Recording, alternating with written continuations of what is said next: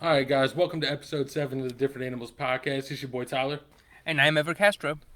And today are our planned topics. And I say planned because I've noticed that as I've gone through and edited these, I've put out a list of topics at the beginning and we haven't hit all of them. So someone out there is like, when are they going to talk about that shit back in fucking week 4? The answer is never. It's gone. It's in the past. We'll keep it moving. So the plan is to talk about The Last of Us Part 2, which came out this week. Um, Ever's going to talk about some of the shows he's been watching, talk about some of our favorite rap voices, and talk about Independence Day because that'll be coming. This episode will be dropping like 2 days before July 4th when it comes out. So we wanted to hit that. But Yeah. first, I'm gonna hit you with this banger. Mm.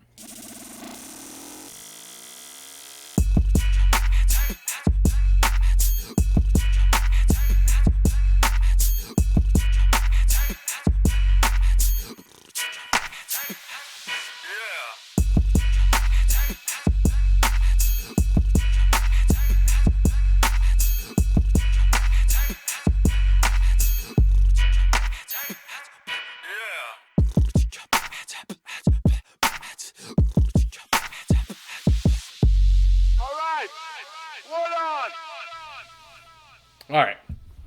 So, Last of Us Part 2. Yeah. We're going to actively avoid spoilers. And Yes. if I drop a spoiler, I'm going to edit that shit out. And you're just going to see this weird cut. And it's. Yeah. so, Yeah. so, how are you feeling? I like it a lot so far. I'm about 12 or 13 hours in. So, not. I think from all the numbers that I've seen online, that's about a third of the way through. Right, right. But I like it a lot. So just for context, I had never played the first one. I always wanted to, but I always had I had a 360, so I couldn't play it. And then I bought a PS4 when the quarantine started, and so it actually luckily came with a copy of it. And that was the first game I played on it, and I finished it, and I really liked it, and I liked the ending. I thought the ending is a nice little twist on the whole thing. It sort of makes you react to everything that came before it. Do we Sorry. do we care about spoiling the first one? I feel No, like no. okay. I feel like it's one of the game. So the first game, or no, sorry, this one opens with like a would you say not a recap per se, but just like A quick little a like quick little how you feel, what's you know yeah. what I mean, how you It should pretty feel going much into this. spoils the ending of the first one. It's like a Right. It definitely vision. doesn't tell you anything that happened, but it definitely spoils the ending. Right. And so I was telling my girlfriend, I was like, it's so interesting finishing this one and then being like, gosh, I can't wait for the next one to come out, and then have it be literally like a month later when I know people have been waiting for this one like for forever since the first one came out. Yeah, so Um, yeah, sorry, go ahead. What do you think about it? I like it a lot. I can go into detail a little bit more after I hear what you think. so if we're talking about the first one, I think the first one is done super well. It was I don't have it in front of me. I feel like it won Game of the Year. It was definitely nominated for Game of the Year Oh when it yeah, a came out. bunch. Yeah. Got a bunch of nominations. It's Naughty Dog Studios who makes the Uncharted games, made Crash Bandicoot back in the day. I don't know if anyone involved with Crash Bandicoot is still at that company, but the company's name is fucking on it. Yeah. But those are the big names that they've got, and I mean, the first one was super duper solid, and the main reason I wanted to bring up, whether or not we wanted to touch on spoilers for the first one is that the first one does such a good uh, the good fuck the first one does a great job of giving you a reason to hate the main character and still like eh, giving them like why they did it, you know what I mean, Yeah. like he lost his daughter at the very beginning of the game, and then this girl basically becomes his daughter throughout the game, Yeah. and then he basically dooms mankind. Like he's like, Right. Yeah. He now, selfishly um takes away from the people who were going to kill her to make a cure. yeah, the Um. idea was that they had to reverse engineer whatever was making her immune to the virus, and in doing so, she would end up dead in the process. Right. So the whole time they've been moving forward to bring her, like, back to life, and then, you know, this girl basically becomes his daughter throughout the game. And then, this girl basically dooms mankind. Like he's like, to figure this out. And the moment he finds out that she's not gonna live, he's like, "Nah, fuck this," and he. It's funny because the game is so much a stealth, like you're. I mean, it's like any zombie movie. You know what I mean? They're like kind of trying to play it cool, not Mhm. get noticed. There's people mixed in, but when it comes to Andy, that shit turns into fucking Die Hard. That shit turns into a fucking action sequence. You're like guns blazing out the fucking Mhm. hospital. Mhm. But it's like I said, the whole thing for me is that like you should absolutely look at what he did as irredeemable, but like it gave you enough of the motivations that like you see why it happened, which is what you don't get with villains in modern stories. Right. Like in modern stories, you get a like the Thanos thing, like, oh, we're low on resources, so I cut half the people. We get, everyone has double the resources. We're all good. Like you get this super generic plan that like at first glance seems fine, but then like the motivations are not there, and then the plan's like kind of ass backwards. You know what I mean? Like Yeah. it's not really fleshed out enough to make you side with the villain, or not side with the villain, but like the villain seemed feasible, which is kind of. I mean, Joel's kind of a villain in the first one. You know what I mean? By Yeah. I the end mean, of it, he's doomed mankind. He was like, "Fuck yeah. this here, I'm in it for me." Um, Right. Right. Yeah, and no, I like that as well. And something that I noticed as I was, well, just so that I can give some context in case people have never seen it or heard of it or played it. The first one is just about, it's a post-apocalyptic game where the world's gone to shit because a virus killed a bunch of people and turned them either into zombies or it killed them. And there's a lot of survivors, but it's, kind of like, there's like a police state, and then there's a rebellion, so that kind of stuff. But anyway, the main crux of the story is that he has to take this girl who is immune to the virus across the country.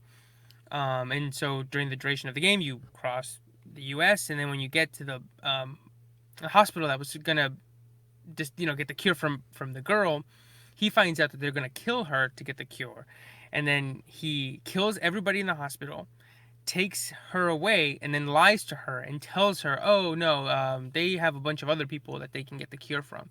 And that is the last line of the game. Is he lies to her, to this girl, and you realize, holy shit, this guy is a sociopath. Like, this is horrible. Um, and something that I found interesting as it was leading up to it was that throughout the game they keep noting how many people you've killed, and even if you go to the settings, it shows you like stats, which that is available in a game like Grand Theft Auto, but not in a game like this. Not, I mean, right. not it's not in Uncharted, it's not in this, it's not in Gears of War, it's not in anything that's like a first-person shooter or like even a third-person cover shooter. And so I thought that was weird. I was like, why are they giving me these stats? These never happen. And then throughout the game, also, like you'll be hiding and you'll hear some dudes talk and be like, "Wow, this dude killed like 30 people. Wow!" Like, or he's running around killing a bunch of people, which never happens in games. They kind of don't note that you, the person killing, is killing a bunch of people. And so then at the end, you realize that he's a sociopath, and you realize that you're supposed to not be okay with having killed that many people, and you sort of go, "Holy shit, I killed all these people," and you're supposed to feel like shit because you realize, "Holy shit, I did it in like to bring up this ultimate lie because you think Joe's the good guy, but then at the end you realize he's not." Yeah, so it's weird though because I'm a little conflicted because Joel's definitely not the good guy, right? Right. But like I said, as far as like him versus like modern villains, is that like even though what he did is wrong, like you still kind of feel for him. You know what I mean? Like Right. you understand why he did what he did, and it was super fucked up. But like it's almost like one of those things like you're asking him to make a large sacrifice. You know what I mean? Like that he's already made once in the past, basically. And it's just like some people can't do it, and it's like really fucked up. And you know what I mean? Like you definitely are like, God damn! Like the whole time the ending's happening, you're like, Jesus Yeah. Christ, dude, this is fucking rough. And you're like, I get it, but this should not be happening. Mm. Um, so I just like talking about that. The first game is top notch, super super dope. Yeah. Um, If you haven't played it, I mean the I think they remastered it or they redid it because it came out originally on the PS3 and then I guess they just bumped it up to the PS4. yeah, And it looks great. I mean, I know this one looks even better. The second one, part two, looks even better. But I like how the first one looked just fine. yeah. So that's one of those things. It's like the first one looked amazing at the time, and then I saw someone post a clip of the first one, and I was like, God, this looks like dog shit. Like I remember, I was like, I had my PS4, and I bought Grand Theft Auto San Andreas for it. Hmm. And I was like, I haven't played this shit forever, and like, it's crazy how much your mind fills in the gaps on Because it like looks how terrible. it looks Looks so so bad. it looks so boxy, and I remember I did that even for when I got my 360 like 10 years, 13 years ago, 10 13 years ago. I got it and I had Grand Theft Auto 4 right Hmm. for it. And then I bought I think I had or no, I had bought Grand Theft Auto San Andreas like 6 months before 4 came out because I wanted to play it before 4. Dude, the jump even from the Xbox and PS2 to the next generation is insane. And so like I couldn't even imagine playing Grand Theft Auto San Andreas now. Yeah, it's rough. It's it's rough, bro. Yeah. Yeah, Um, but yeah, no, I like back to Last of Us Part Two. I like it a lot. I think it's smoother. It looks great. I mean, like some of the shit, like you do, you just like want to stand there and just look at everything and just like I'm trying to think of how not to spoil it. The stories, I mean, so far, I mean, also because I don't know because I haven't finished it. I'm like I said, I'm about a third of the way through. Um, but yeah, I mean, like the cutscenes with like the CGI people look amazing. Like sometimes you see them and you're like, holy shit! Like these aren't like real people. Like this isn't like mocap where it's like they just take the person's face and they put it on. This is like a whole new person and they create it from scratch and it looks so good. Um, yeah, it is bleak, but the first one was bleak too. But no, I like it a lot so far. yeah. So far on the second one, I think it's. So I'm at this weird point where I'm like, I like it a lot. I mean, it's the only thing I've played since it came out. Um, I've been putting in some fucking time, no life in it on that one. But like, part of me is like, this isn't as good as the first one. But my going back, so like you said, it came out on PS3, and then they remastered for the PS4. It came out, and so like I'd played it on the PS3. Shout out to Colin Cease, the guy who did the artwork. He let me borrow his PS3 because all I had at the time was a 360. Borrowed his PS3 and played through The Last of Us in like a week. Um, and then uh, played it on the PS3. Then when I got the PS4, I got it again. And I love the multiplayer in the first one. But I went to go do the story again. And as I was playing it, I couldn't make it out of the beginning because I knew everything that happened. Like, I knew how engaging it was at the end, and everything at the beginning. Once you know the rest of the story, feels like it doesn't fucking matter at all. Like anything you do with Tess feels like it's just like I don't give a shit. Like she doesn't matter. She's just dead. You know what I mean? Like, so it's like I wonder how much of this is like I don't think it's as good because it ramps up slowly, just like the first one did. You know what I mean? Yeah. Uh-huh. For what it's worth, like, god damn it, I don't want to spoil anything. Yeah. I feel like I could be vague enough, but I don't want to. I mean, like, you're going, you're looking for a person, place, or thing, and like I'm X amount of hours in, and we haven't even come across that thing yet, and that thing is not the main objective of it all. You know what I mean? Right.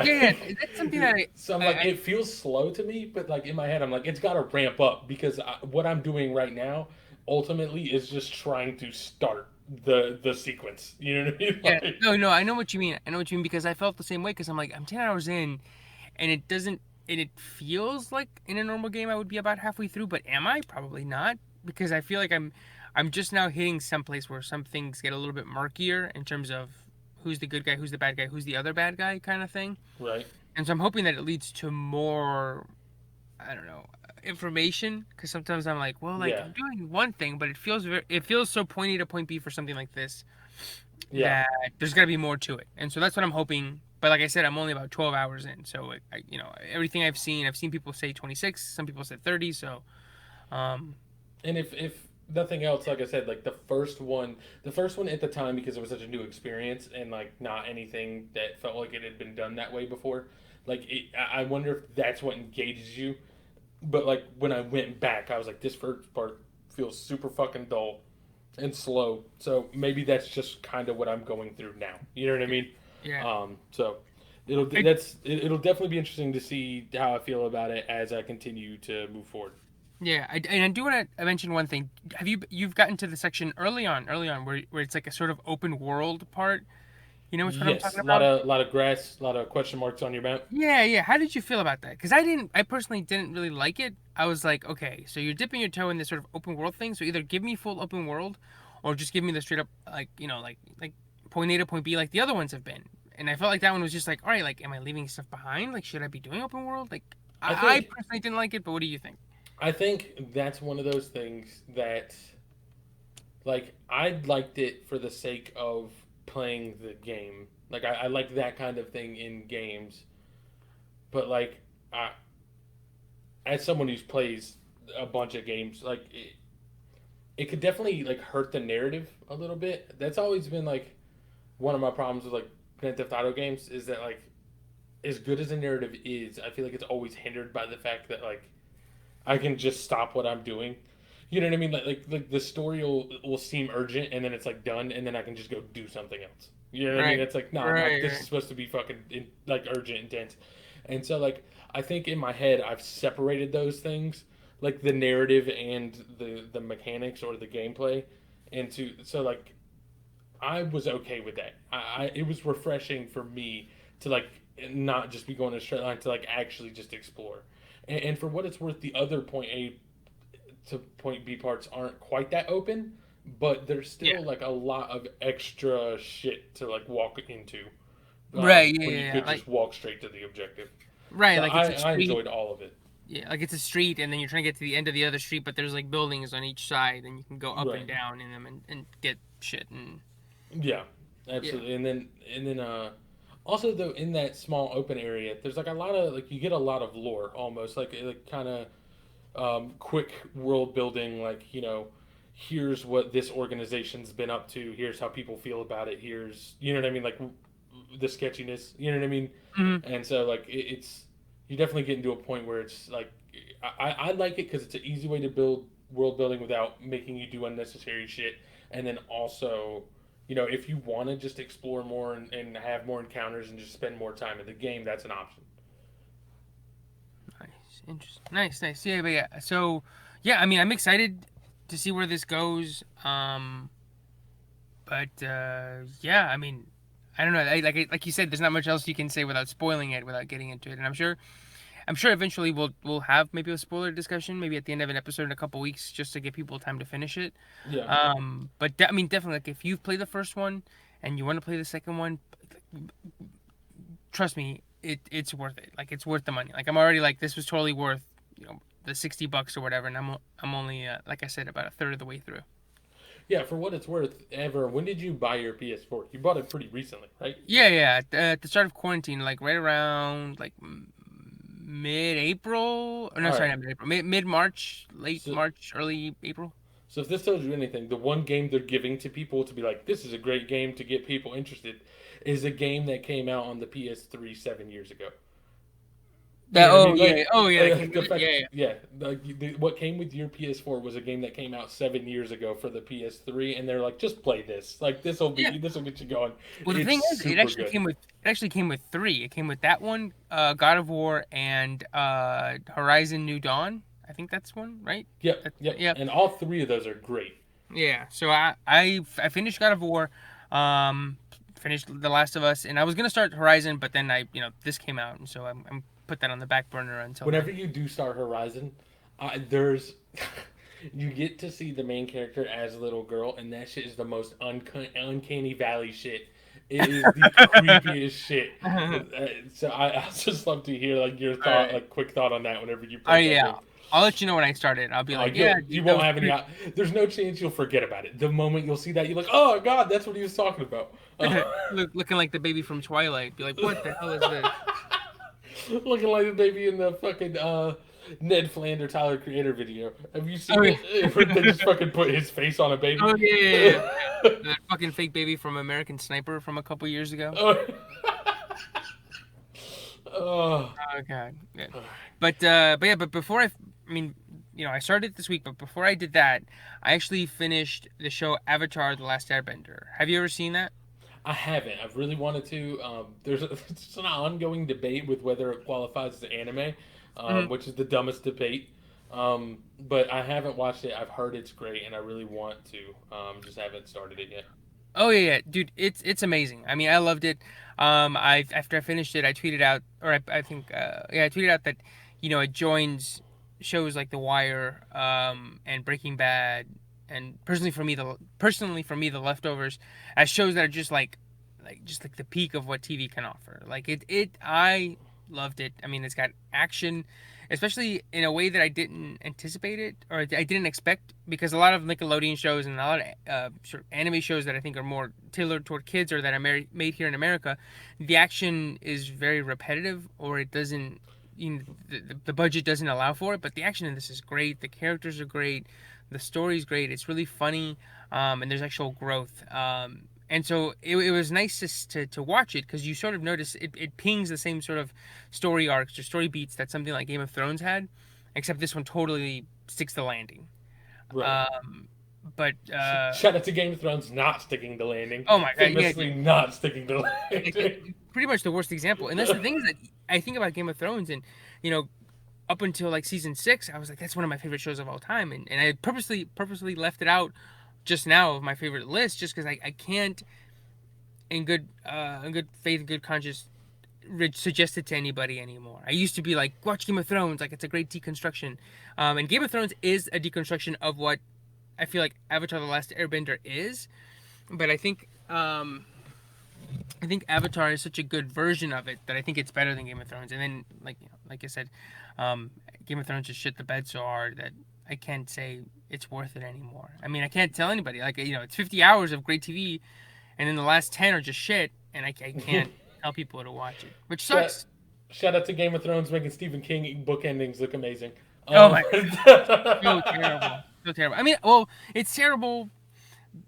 I personally, when it happened, I didn't have a big problem with it. I was like, well, it's hard to stick landings. Like, it is what it is. But the further I get away from it, the more I hate it, and the more I like the idea of starting Game of Thrones over is just like I don't even want to think about it. Like today I was thinking about it. I was like, I should start Avatar over again. Like, I liked it so much that I wouldn't mind starting it over, maybe watching one a day here or there. But the idea of doing that with Game of Thrones is just, it makes me go, oh fuck. It's like the ultimate homework thing if I ever had to. So, yeah, which sucks. But yeah, I can't recommend Avatar enough.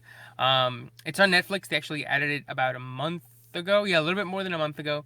And that's how my girlfriend and I watched it. We took our time and we finished it, like I said, just recently. But yeah, if you have time, if you're looking for a new show, especially a new show that where the story matters and like there's dramatic weight to it, but it's not bleak. It's not like The Last of Us. It's not just like like, oh my gosh, like Ozark, or I mean, I haven't seen Ozark, but from what it looks like the bluest show on the world, both in tone and in fucking appearance. Um, yeah, I'd say check out Avatar. Watch it. Don't watch the movie. So here's the deal. Any anime that has been converted to live action has been just absolute dog shit, and I don't know what it is. Some of these don't seem like it couldn't be done. You know what I mean? Like, some Yeah. animes seem like this is definitely only for this medium, but then there's others where I was like, that could have worked, and it just fucking didn't. You just Like fucking Avatar could have totally worked. Like I don't like Avatar. I mean, it would have been very expensive. It would have been like like Star Wars level expensive, or it was. I mean, the first one was, but you could make it work. And same thing with like Dragon Ball Z. Like it would be so expensive. But there is the scene in Man of Steel where they're fighting in that small town, Smallville, where they're fighting in Smallville, Mhm. and it's like superpower. Like he punches one guy and he goes flying, there's like weight to it, and that's how Dragon Ball Z should look, and that's how it could look if they ever did a live action one. But it would just be so expensive to do something like that. Right. Did you know they made a live action Dragon Ball movie? I did, I Okay, did. it's I've bad. never seen Don't it, but don't it don't looks fucking look at it. terrible. I haven't watched it either, but you can just tell. I'm with 100% confidence of never seeing that movie, telling you it's the worst shit ever made. Dragon Ball Evolution, ugh. Just So, and then oh, go ahead. I was just gonna say, I was like, no, yeah, I agree that it sort of goes back to what we were talking about, whether it fits the platform or not. I think it's so interesting that I don't know if it's true. I would have to look into it, but I heard about rumblings about them doing Netflix doing a live action version of it, like the show. But in that case, Oh, it's like, why? Like, what in live action? What does live action give us that the show doesn't already do and do better? Like, I don't right. understand why people have to look down on animation and saying that's why like the Lion King, the remake that just came out last year. Yeah. I just go like, I mean, yes, it made a shit ton of money, but why? Because A, it wasn't even live action; it was all animated. What Right. is it That was about? so nuts to me. I was like, why are people like why is anyone acting like this is it was marketed as live action. And But I it, was yeah, like, but this is just CGI. What and one is of the this? best, right? And one of the best burns that I think I saw was, I think the Golden Globes. I think it was the Golden Globes or the no, it was the Golden Globes. They nominated that The Lion King from last year as best animated, or they nominated it for best animated film, and Disney didn't even submit it. So they purposely went out of their way to nominate it for best animated film, just to be like, "Oh, you think this isn't real, bitch? This is animated. Like nothing in this is real." I think one shot is real. I think it's the very first sunrise shot, but that's it. The rest is animated. And so that brings it to it's like what in that adds to anything that wasn't already in the original. All And the charm is gone. what's funny is that I told people the moment I was like, look, the animation is dope. The fact that they can get a CGI lion to look this real is super awesome. I I mean, get it. yes, yeah, yeah, yeah. But I was telling people from the get, I was like, this is going to be bad. Like, maybe not bad, but like, it's not going to be as good as what the animated one is because for all the reason that live animals don't work well is because they're not as expressive as animated animals. So when fucking, Mufasa's getting dropped down and Simba finds his dead body, like, you're not getting that same level of sadness. Yes. Like, we all know we're sad. We all know it is sad. And like, but it's not as expressive as a cartoon. And there's a Right. reason for it. You know what I mean? Like, there's a reason Right. that's what they went with. And like the only reason, like you said, the only reason it's sad is because we've seen it, right? Like Exactly. it's not sad on its own, but you go, your brain goes, "Oh, this is sad. Remember when it happened in the animated one?" And you get sad because you remember about the animated one, not because that the live action, quote quote live action one, is actually hitting those emotional points. And do you remember? Did you saw the live action one, right? Do you No, I remember? Oh, haven't. you didn't see it. So the funny thing it does is that it does that same shot from the animated one where it's looking up at kid Simba and it like pans out really fast. You know, he goes no, and it like pans out super fast. Yeah. It does that in the live action one, and it looks so dumb because it's just this cat on ledge, and the camera zooms out dramatically. No, but it's like the stone face. It's like that fucking Stephen A. Smith picture where he's like sitting like Oh yeah, I stone know face what one. you're Yeah, it's like that one, just like except it's like a cat going saying. no.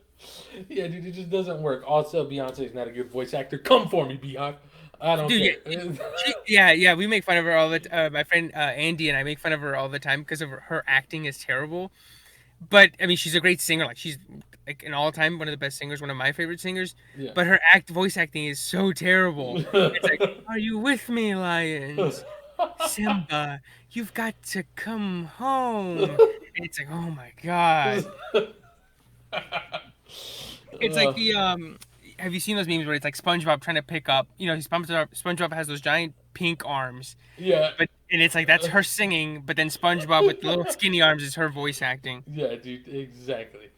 Yeah, but yeah, I think nothing that is in the show could ever be improved upon. I literally don't see any kind of version, whether it's a movie, whether it's a live action show, maybe a novel, but I mean, no, that's a completely different format. That's a completely different level.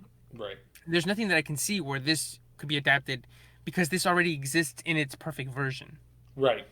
You know what? So there is an animated show that I believe is going to get a live action one, and I'm already disappointed because the anime is great and the live action one's going to be bad. But I believe they're making Attack on Titan. They're making a live action version of Attack on Titan. Now I'm Hmm. assuming you haven't watched Attack on Titan. Have you No, heard no, but about I it? know. Yeah, yeah, I know what it is. Yeah. So I think that is one that could possibly get better. Maybe not better, but I feel like you could get a different kind of thing from it in a live action or like a. I'm gonna say live action, but obviously a certain amount of it's gonna have to be CGI. Right, right. But like I feel like you can get an extra level of like grotesqueness. Like the Titans eat people. You know what I mean? They're like big mutated people that eat other regular sized people.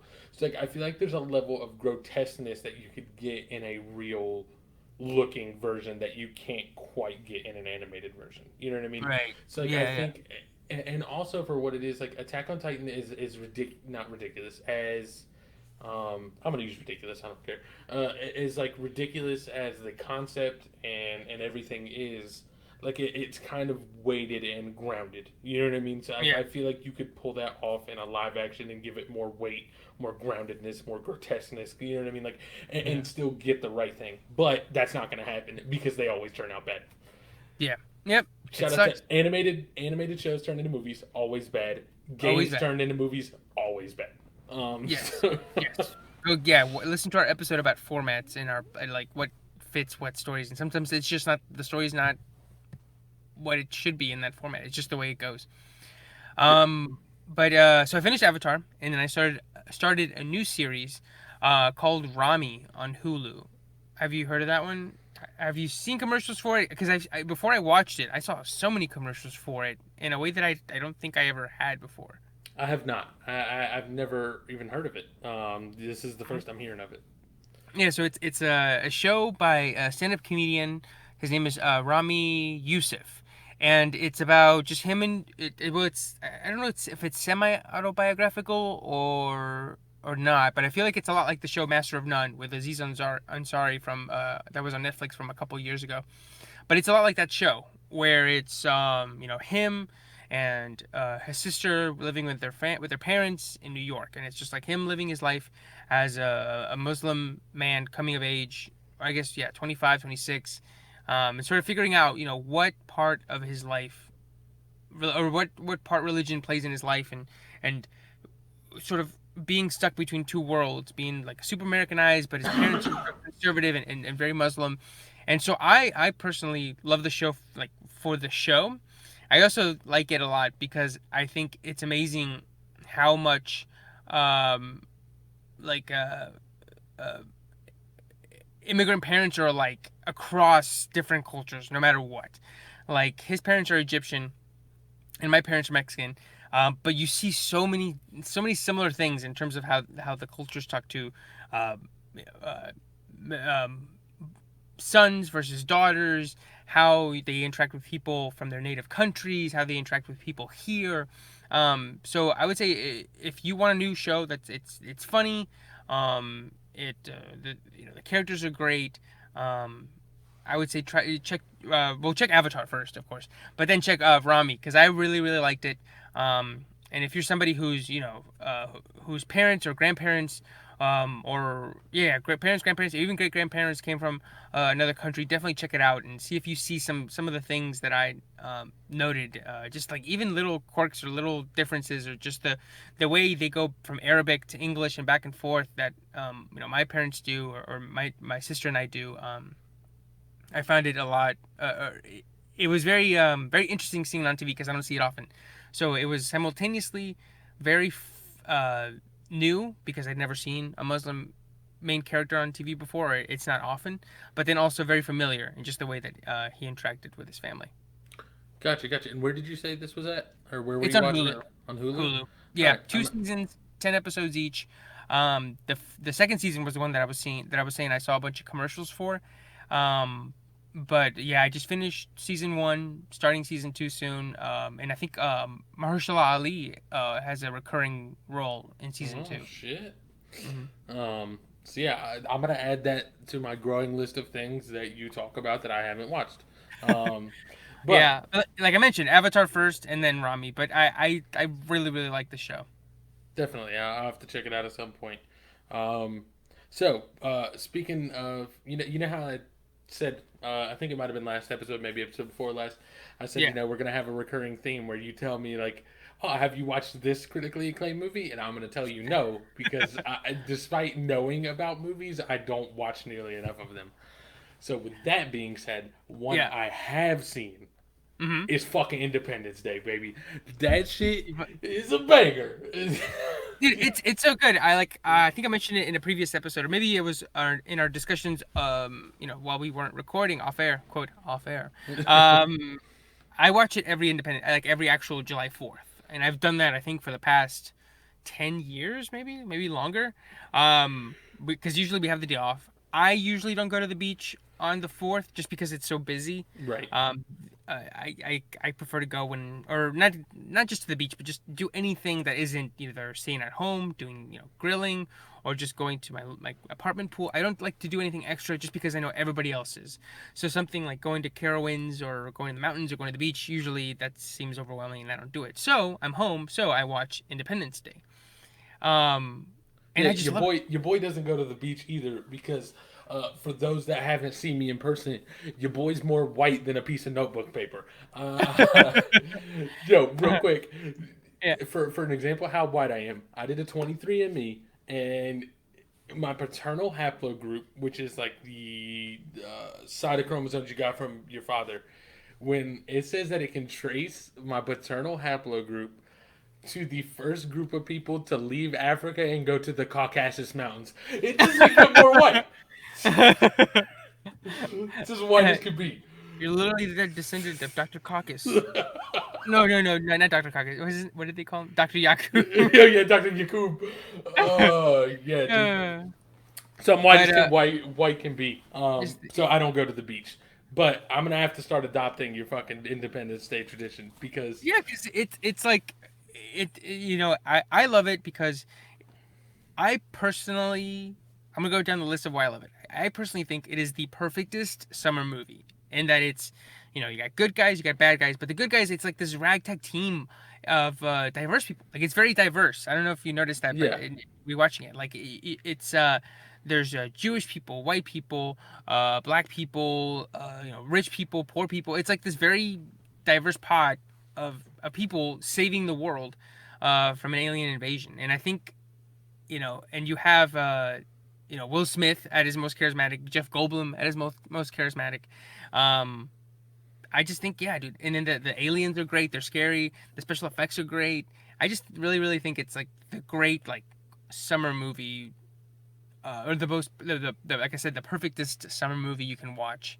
Um, yeah. So I completely agree. One thing that you brought up just now, when you were well, you didn't really bring it up, but you were saying that Will Smith and Jeff Goldblum are very charismatic.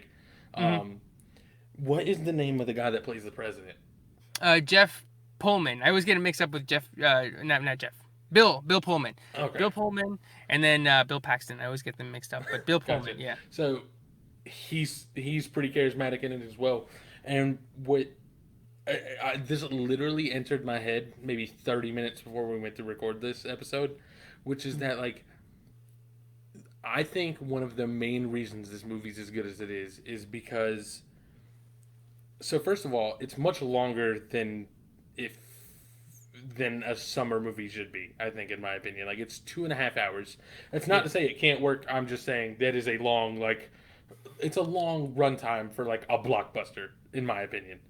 Um, but like I think one of the things that's important that those people are as charismatic in those roles as they are is that there are, like you said, it's a mosh pit of just like every different type of person. I mean, you have Vivica Fox playing a stripper who like ends up saving the first lady. Well, not saving, but bringing the first lady out of where she was. And you got Will Smith playing his guy. You got Jeff Goldblum, and the thing is they're all very specific stereotypes. Jeff Goldblum is like, and you get like one small scene for each person's stereotype. Like Jeff Goldblum is a Jewish guy playing chess with his father, who's like, "What are you doing, still wearing your wedding band?" You get everything. You get this background in like 5 minutes, not Right. even. And so I think if these Hmm. people weren't as charismatic in their roles, it would feel super shallow. I feel like it would Yeah. feel like a dumb movie because it's just stereotypes. You have the Right. young gun president. You have the smart guy that like still lives with his parents, and in this case also Jewish. You know what I mean? Like, and then you Yeah. get like um, Will Smith is just like your charismatic army guy. You know what I mean? Like he plays the same Yeah. guy Bruce Willis plays in Die Hard. You know what I mean? Like Right. it's the same persona, and so like it's all those things. Weasley CIA guy Yeah. and that guy. Yep. Mr. President, we can't do, Yeah, whatever. he's Yeah, like, throw a nuke at it. They finally decide to throw a nuke at it, and it doesn't work. And he's like, throw more nukes at it. Like, the fuck are you right. talking about? Yeah. And then Randy Quaid is like the drunk, and he gets his redemption stuff. And I Yo, couldn't and agree Randy more about Quaid what you're saying. is charismatic in that role. I mean, he played that in National Lampoon's fucking Vacation, where he's the brother. He's the Right. drunk brother, like trailer Yeah. trash brother, and he plays that same character now, but he does it so well and has so much charisma while he's doing it that it works. Yeah. And you were saying, everybody gets like a little intro scene, and I think it works. It's sort of a perfect marriage between them being the characters being very charismatic, but then also the writing I think is actually pretty solid. I mean, people will say it's cliche and it's sort of just take shortcuts, but it has to because it has so many characters and you can only do so much in like 2 hours and whatever. So like you said, that scene I actually really like that scene with Jeff Goldblum's character. I forget his name and his dad, Yeah, and it's like I a don't minute and remember a half. any of these people's names, dude. We're just going to refer to them as Will Smith, Jeff Goldblum, Vivica Fox, Bill Pullman. Will Smith is his name Will is I Smith, forget. dude, that's his name. Will Smith.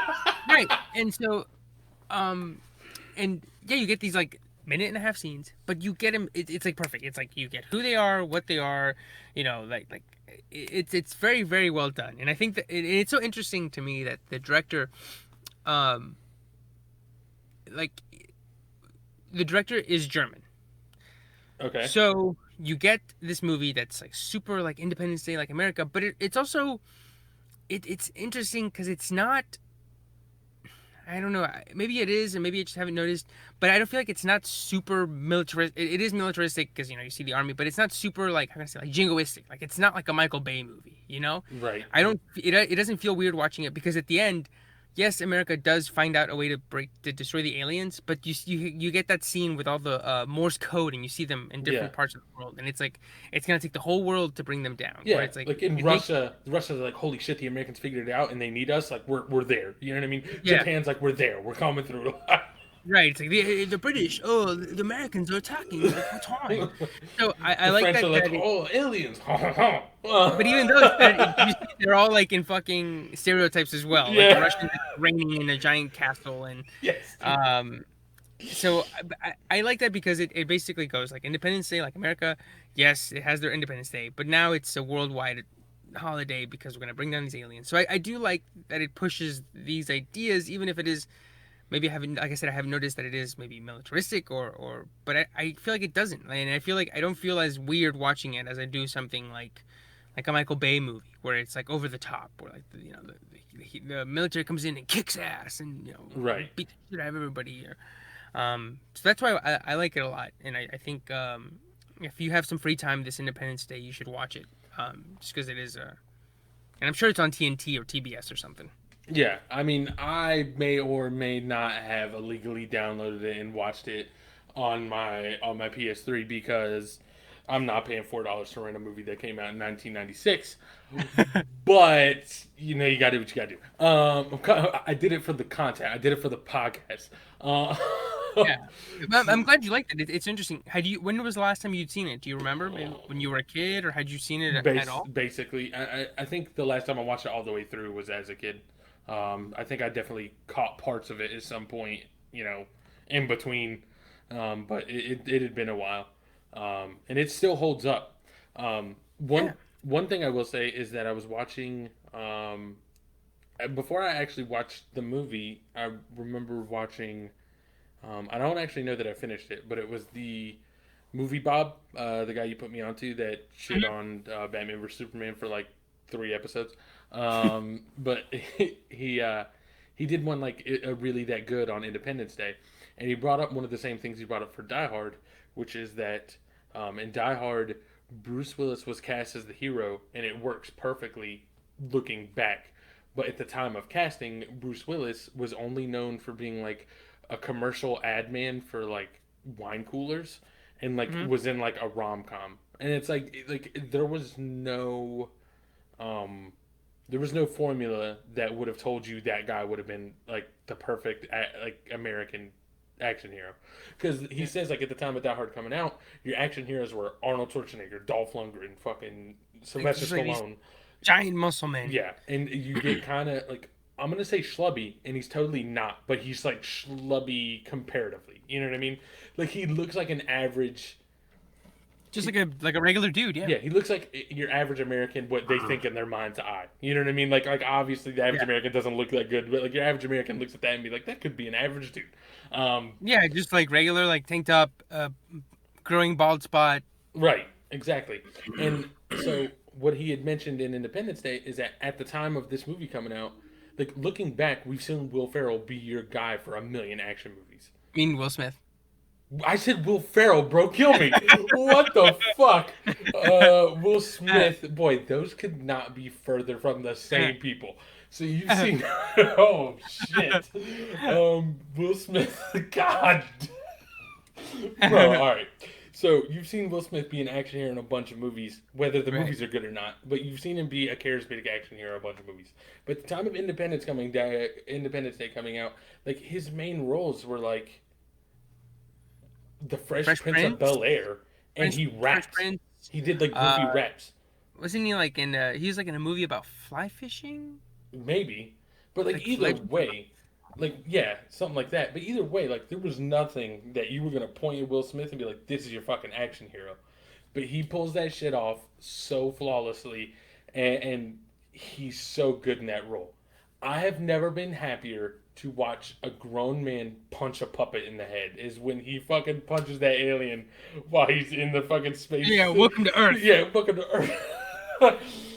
Bro, that shit's so that shit's so rough looking. Like that's like dated. That's like one of the few things that's like, nah, that just looks bad. Because it's like Yeah. he opens his thing and a bunch of smoke comes out, and then you just see like I think like the You, tendrils, and then just you like hear like yeah, and then he just yeah. like decks it right in the face. He decks it with his human hand on this exoskeleton and knocks it out. You're like, I mean, okay. And they definitely make sure the next time you see the aliens in Area 51, they're just as frail as humans. Like you know what I mean? Like once you get past Yeah. everything, it's like okay, so I can believe that Will Smith, not Will Ferrell, Will Smith just punches this fucking alien in the head. Yeah, yeah, dude, he's great. He's like a nice he's like a revelation in the role where you're like, holy shit, like this guy's got it. And then you kind of go, oh, that makes sense. Like if somebody was just starting to watch Will Smith movies now, and you went back to Independence Day, you'd be like, of course this guy is became the biggest fucking movie star ever.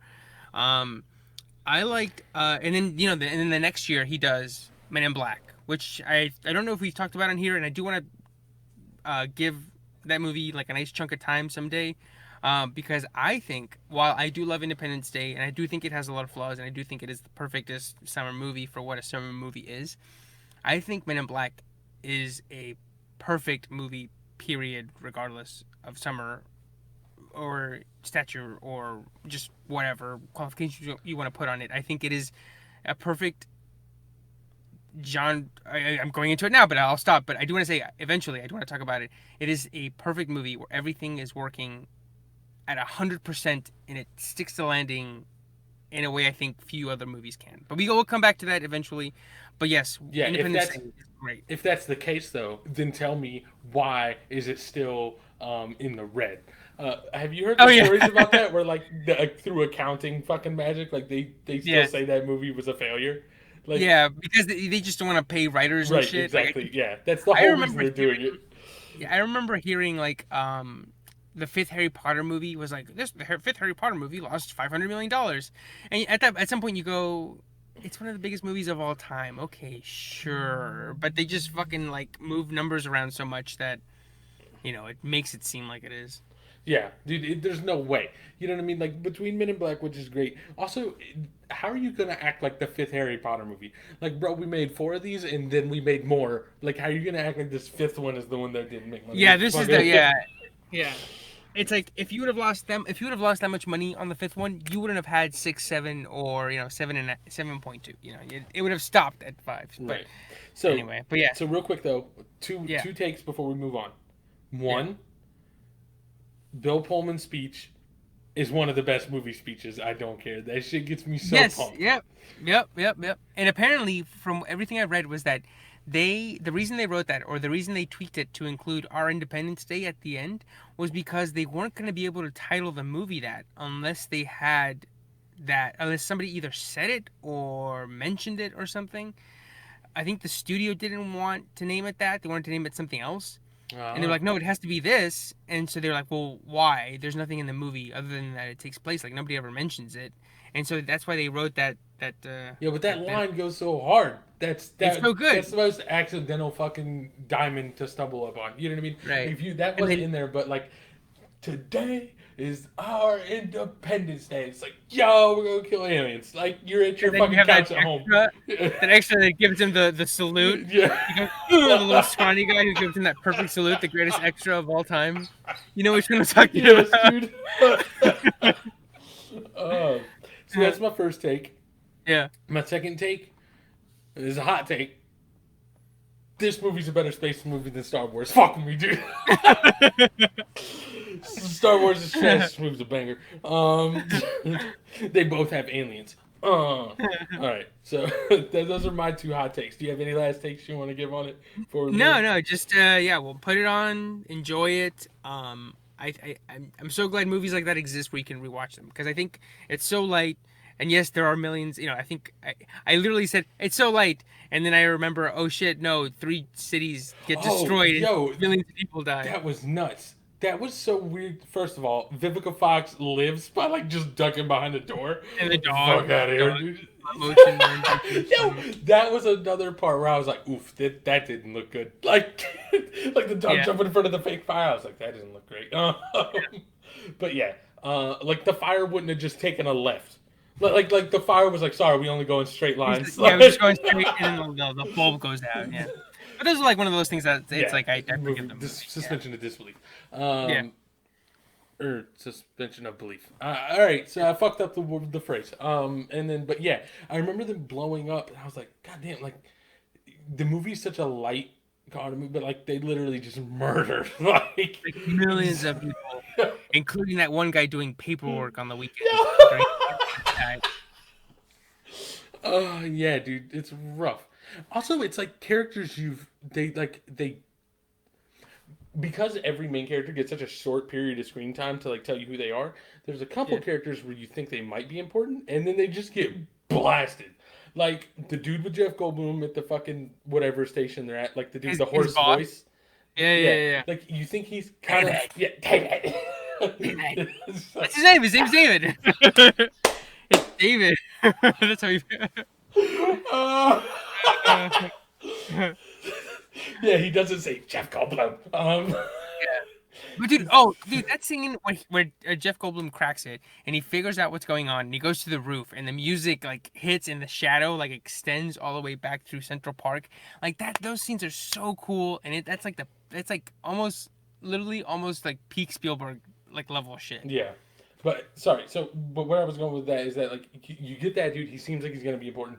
Like Vivica Fox's stripper friend, the white girl. You're like, Yeah. is she gonna be important? And she goes to the roof and is the first person dead. She's the closest to this beam of death. Like just by logistics, she had to have died first. Like, Yeah.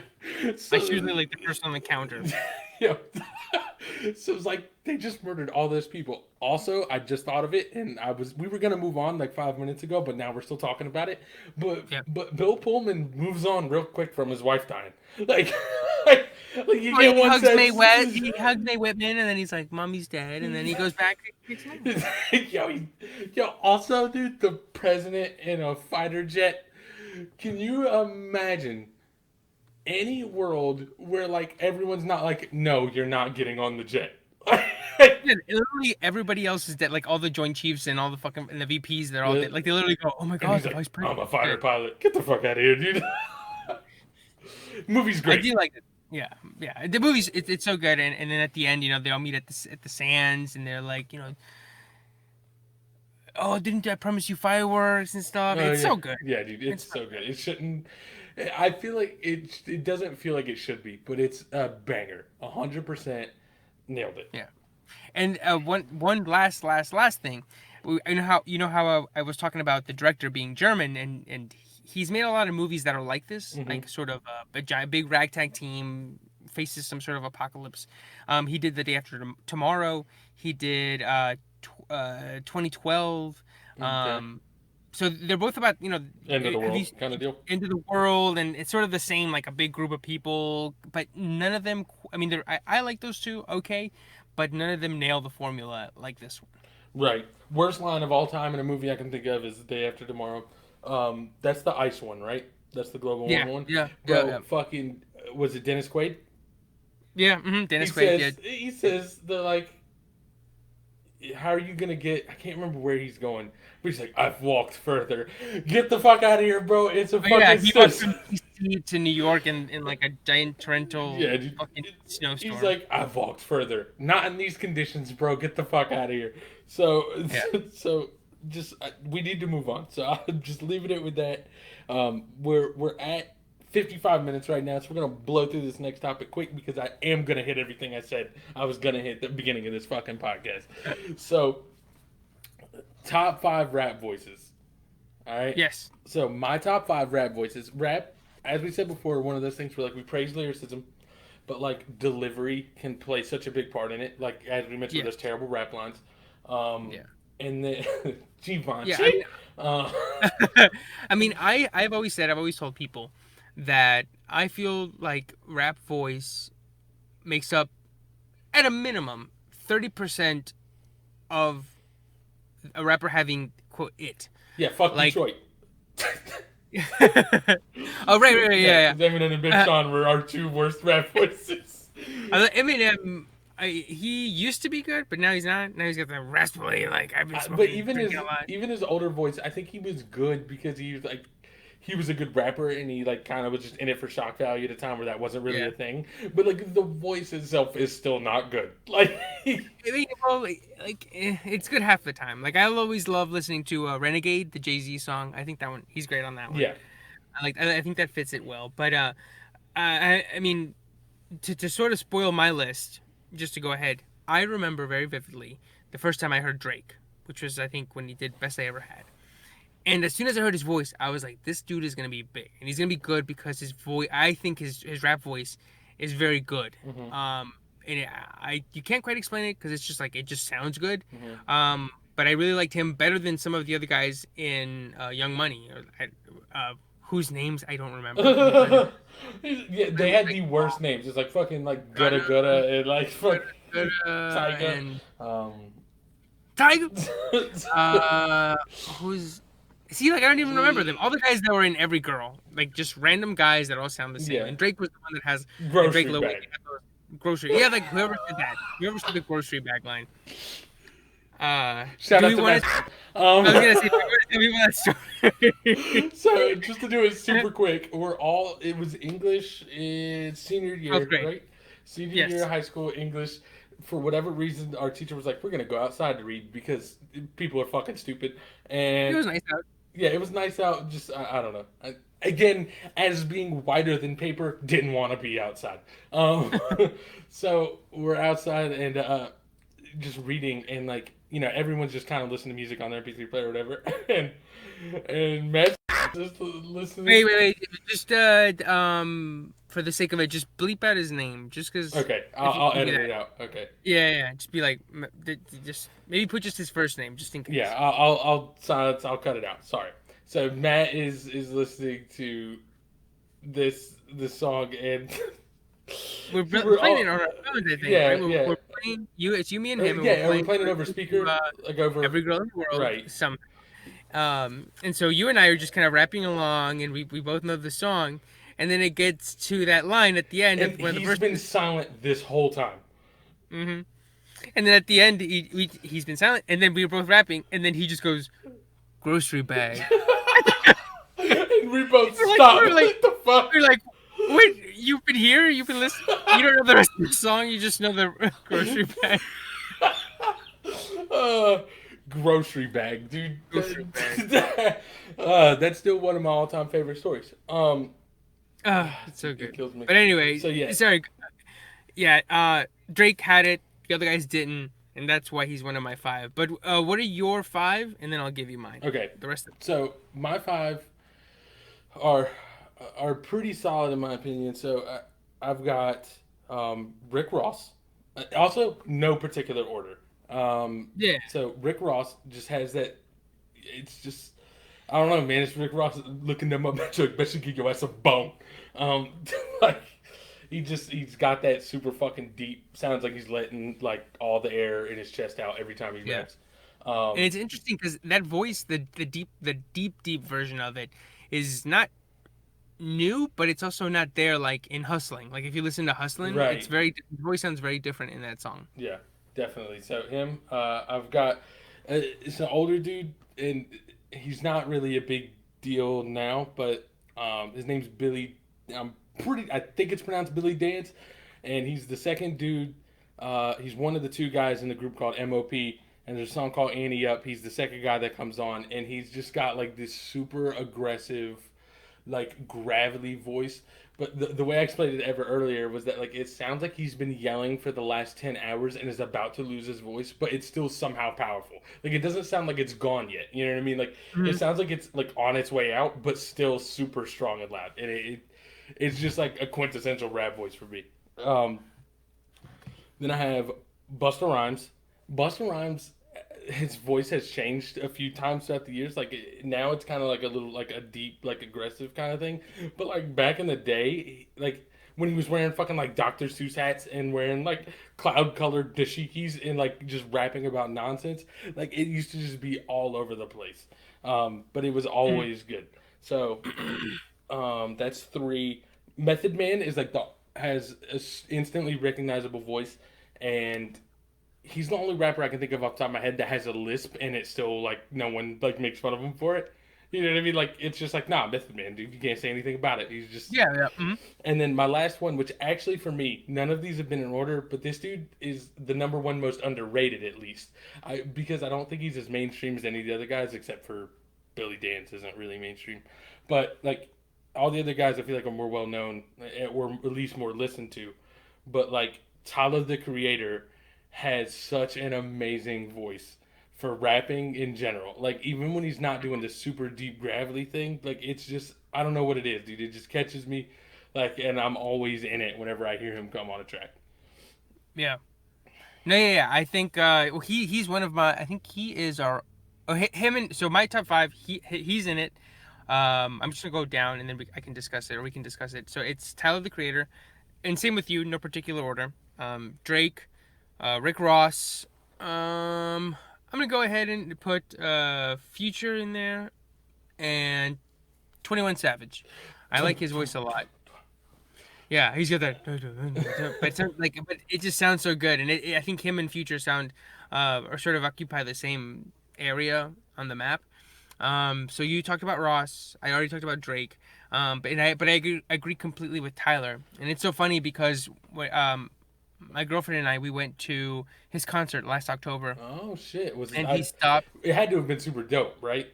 Yeah, yeah, it was awesome, dude. It was in at the Greensboro Coliseum, but it wasn't in the Coliseum. It was in like one of the little side auditoriums that they have. Okay. But it was still awesome. But he comes out and he talks about I think he said something to the effect of, thank you for supporting me, even though I'm just a guy with a monster voice. Yeah. And I was like, oh no, it sounds He great. does have a great I, rapping voice, but he also tries to sing on a lot of his songs, and it's like yeah, it still kind of works for the song. Like I feel like he has enough of like artistic direction that he knows what he's doing and he knows what he's trying to hit, so it works. But like it's yeah, definitely not like if that dude went to a singing coach and like wasn't well known, they'd be like, dude, just don't even worry about it, dude. You'll just get yeah, somebody else. Like yeah. But I like when dudes who can't sing like try like him and Kanye because yeah, there's like this sort of like earnest. earnest. Yeah, It's yeah, like yeah. hard There's on. a It feels like hard on the sleeve when they're trying to. You know what I mean? Like whatever emotion right. they're trying to convey in the song comes out extra when they can't really sing that great. Yeah, there's a great video on YouTube. I forget who did it. I don't think it was Genius, or it might have been where they talk about Kanye using his voice as an instrument.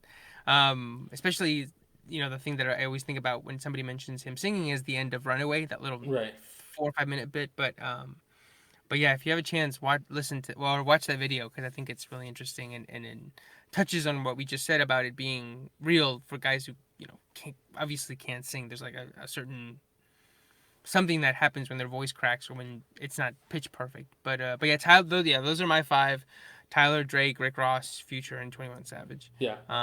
And like I mentioned earlier, I think every time I heard one of those guys and you heard their voice, you kind of went, no, I mean, like, this is like these guys have it because of the voice. I mean, I personally really like Tyler the Creator because of his two latest albums, Igor and Flower Boy. Yeah. Before that, I wasn't. I mean, I liked some of his stuff. I wasn't a huge fan, and I specifically remember telling people, like, very vividly, like when I was in high school and maybe a little bit after that, where I was like, man, like if Tyler's got such a great voice, if he could just make songs that I liked, like if he had like songs where I wasn't like I'm gonna kill these people and spit on them and stuff. I was like, Right. that's not really my thing. But once he switched it up, once he came up with Flower Boy and Igor, he became one of my favorites, just because he grew and his voice came with it. Yeah, and for what it's worth, that's one thing he actually like openly talks about is that like he was like that's how he felt as a teenager. You know what I mean? Like you're angsty, you just fucking well not everyone, but like that's a stage some teenagers go through. It's just like you're angsty, you're fucking mad at the world, you're just in a bed. You know what I mean? Like you're just that Yeah. dude. And like what's funny is he was like, I've lost fans because I'm not rapping about that same shit anymore. And he's like, what the fuck, dude? Like, he's like, I made money, I bought myself a house, my life's great. I'm, working with my idols and people I love like all day. Yeah, You know I'm what I mean? rapping about cars Right. and And he's like, I'm not like, it's not that I sold out. It's just I'm not fucking mad anymore. You know what I mean? Like it is what it is. Like I yeah, don't want to fucking cut Bruno Mars's goddamn esophagus. right. So it's just like like I've always kind of respected that. And for what it's worth, I was super into his music when he first came out, and I'm still super into it. And like, I also feel like to a certain level, like I've grown along with it. You know what I mean? Mhm. Like I definitely felt some of the same things he felt in his shit when it started, and then like now I feel like my life's going pretty well, and I still like the shit he's putting out now. You know what I mean? Like, so it's just cool to see Yeah, like growth in a person through their music. You know what I mean? You can audibly hear like his life change and him grow as a person just in his music. right. Unlike Drake. Unlike Drake, where you think it's a whole different person every time. Yeah. Like, oh, it's It's this an- dude from Houston. Yeah. but yeah. Those I think those are You know what's awful? One of the people I thought of, I was like, this dude actually has a great voice, but his music's so terrible, and I just can't respect that human being. Is Takashi 69, dude. His rap is terrible, but he's got a great voice. Like, if he was a good rapper, I think his voice would be great. But instead, he took his what I think is a good voice and just turned it into "Look at with the sticky." Oh, You stupid. stupid! Thought I'm gonna let you get the chance. I always do that. Stupid. I don't know if you can hear the Yeah, boom. no, it was perfect. It just sounded just like it does in the fucking. In the I'm not even gonna let you get the chance. And then I love the ones that add the little echo at the end. Chant. I love it when they do the zoom in too, when he smacks the fucking. Yeah. Oh god! All right, so Uh, those are our top 5 rap voices for now. I mean, we could have gone into it more, but we're running on time, so we need to wrap it up. But yeah, Yeah. top 5 rap voices. I've got Tyler the Creator, Busta Rhymes, Method Man, Rick Ross, and Billy Dance. Yeah. And then I got Tyler the Creator, Drake, Rick Ross, Future, and 21 Savage. 21. Yeah, I remember the memes that were coming out when everyone learned that man was British, and I could not stop laughing.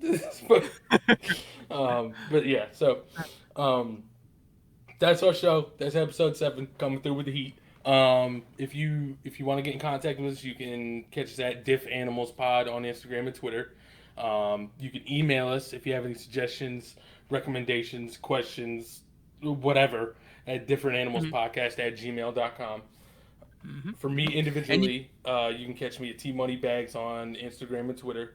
And And you can find me on @evercastro92 on Instagram. perfect. So that's the episode. Stay informed, stay entertained. We'll catch y'all next week. Yep. Take care. Yo. Actually, just for a Oh, yeah. fucking hint, just a little fucking give you a little teaser for next episode. Yep. If you leave Mickey, you gonna end up with a Goofy. I imagine that's what Chris told Carucci. Girls be acting like it's diamonds in they coochie.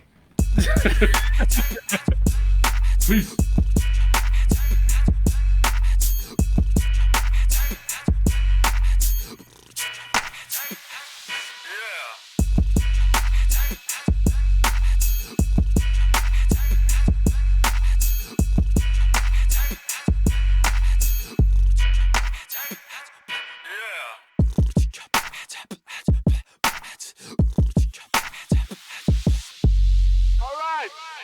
Hold on!